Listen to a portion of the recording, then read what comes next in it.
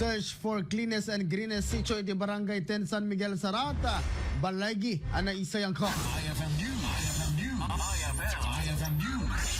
Lokal. At man ti report.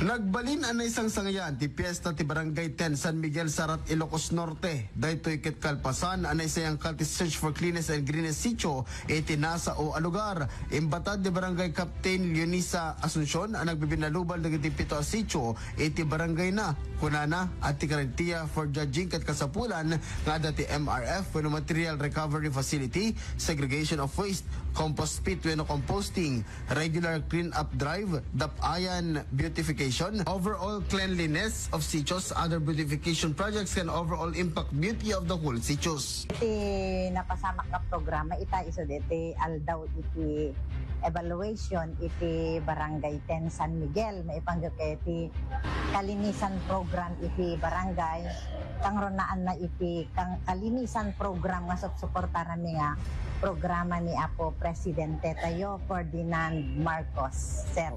Kabayatan na maangay ti awarding ceremony into no December 23, 2025.